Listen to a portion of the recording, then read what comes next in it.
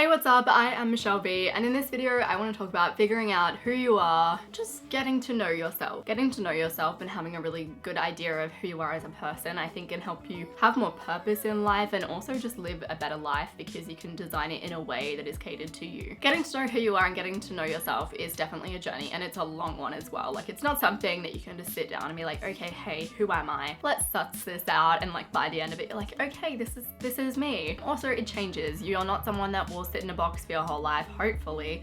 Humans are very flexible and we change as time goes on, and we change as things in our life change, as radical events happen. In an ideal world, you'll be forever growing, and in accordance with that, who you are will change. So here are just a few little things that you can do to get started on a journey of getting to know yourself. So the first thing that you can do is take personality tests, and this feels like the most obvious piece of advice to give out. It's probably where everyone starts when they're like, who am I? So MBTI, or Myers-Briggs, is a huge personality test that a lot of people know about. I've talked a bit about Myers-Briggs before. I'm an INFJ. The thing about Myers-Briggs is that there's actually not that much science to back it up. So while it is a very well-loved personality test, a lot of people would say that it's not actually that valid of a personality test, but there's arguments for and against that. So with personality tests that are like Myers-Briggs, definitely don't get your results and go, okay, this is me, this is the box that I sit in, I am exactly this, because absolutely no one can be put in that kind of box. Humans are extremely complex. So read the information and question, like, is this actually me? Do I react that way? Or can I actually relate to that? Can I think of examples of when I've done that? So tools like that can be really helpful. It's the same with horoscopes. I'm not a person that believes in horoscopes or is really big on, like, you know, when the moon changes, things change. But the thing is, you might read your horoscope and you might find that you identify with it, and that's okay. You can read through it and be like, is this me? Yeah, okay, that kind of is me. It's all just about like taking it as suggestions or taking it as, you know, something to be skeptical about and really evaluate whether it sits and resonates well with you. So I really like Myers-Briggs. I got my result and I was like, wow, I can really identify with some of this.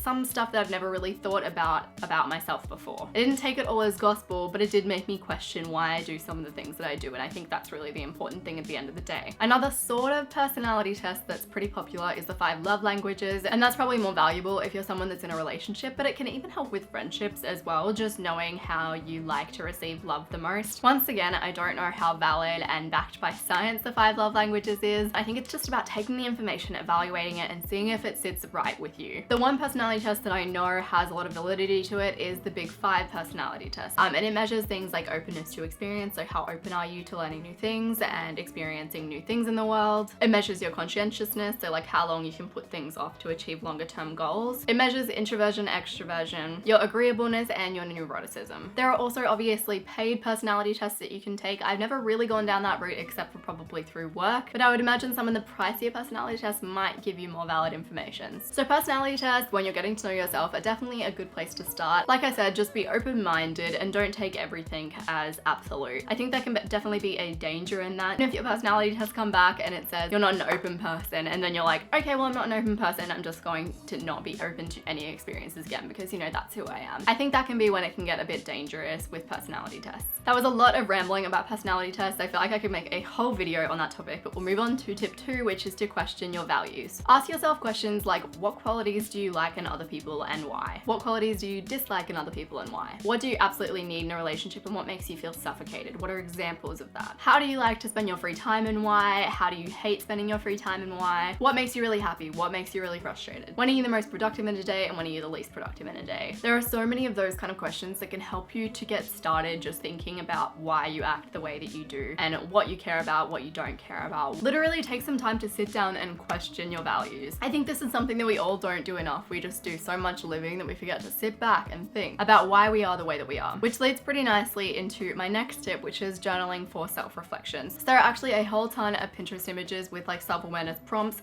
I think Lavender actually made one. I'll link a few of those in the description down below. Basically, it's just a list of questions to ask yourself to get to know yourself better, because these are things that we just don't sit back and think about. So if you already have a journaling habit, why not just incorporate those self-reflection prompts into your journaling? Tip number 4 is to try new things. I think sometimes we get so comfortable with our identity, with who we are, that we forget that our identity is to be shaped, it's to grow. I think it can be kind of unhealthy to put yourself in too much of a box and not to like pop your head out of that box once in a while. Recently I listened to a podcast, I can't even remember what podcast it was, but it was all about how basically our entire personality, our entire like set behaviors, all they are really is just habits. Like who we are is a habit. There's also a lot more out there to say like you don't even have an individual person personality. You're not really a set person as much as you want to think you are because it makes you feel safe and comfortable. But let's not go into that now. But I think it's definitely true. Who we are can become a habit. And if you don't try new things once in a while and get out there once in a while, you're not going to grow and change as you should be doing. Like, have you ever tried playing tennis? No, it might be your favorite sport in the whole wide world. Creative writing could be a thing, but if you never actually give it a go, you'll never know.